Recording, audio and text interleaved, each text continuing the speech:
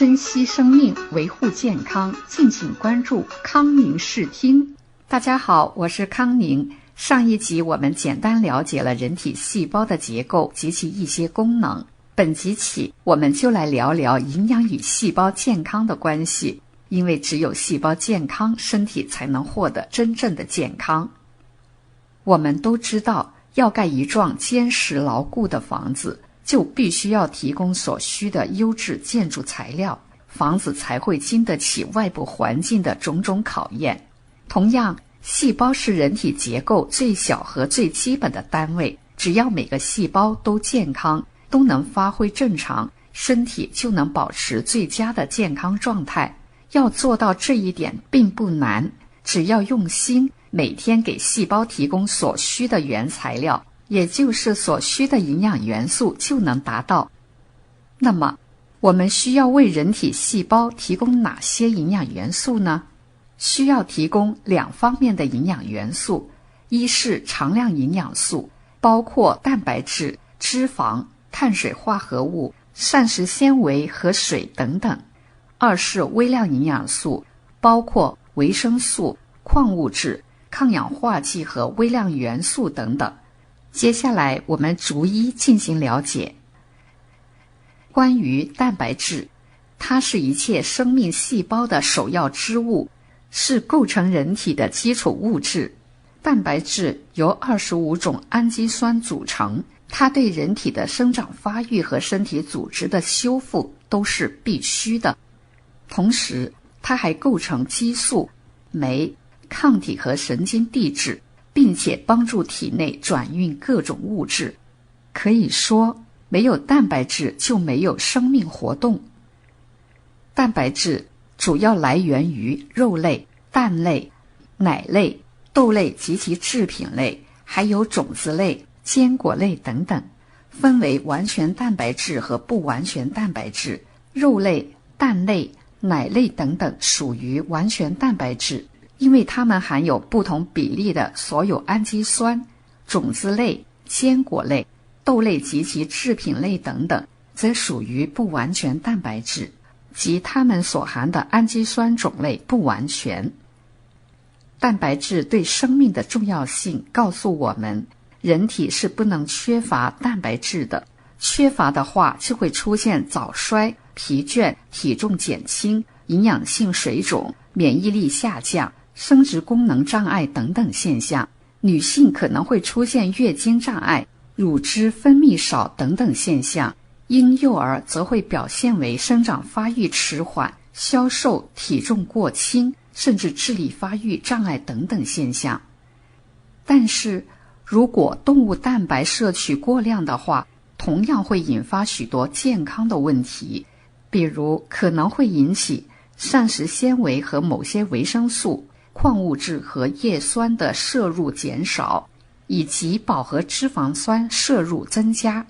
肉类食用太多，更会增加肾脏负担，令心血管疾病的危险性增高，以及加速骨质疏松症的发生，还会增加癌症，尤其是胃癌、结肠癌等等的发病率。而大肠炎、阑尾炎等等消化系统疾病的发病率也与食用肉类过多有关，甚至牛奶及奶制品的大量摄入也可能会引发心血管疾病。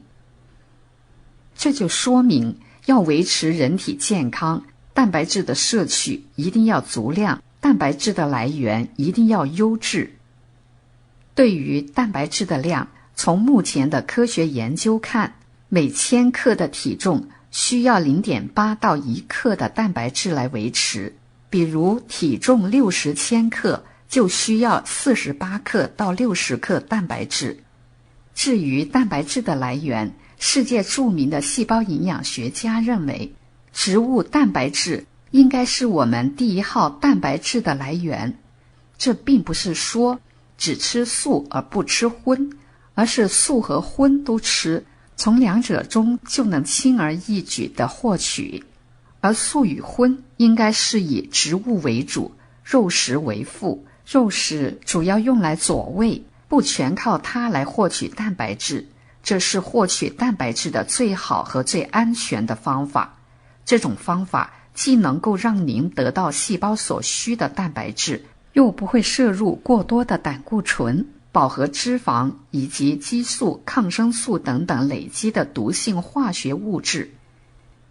我们一定要知道，现代畜牧业饲养的手段已从根本上改变了。比如，猪和鸡的生长期都缩短了，猪从1年缩短为3个月，鸡则缩短为40天。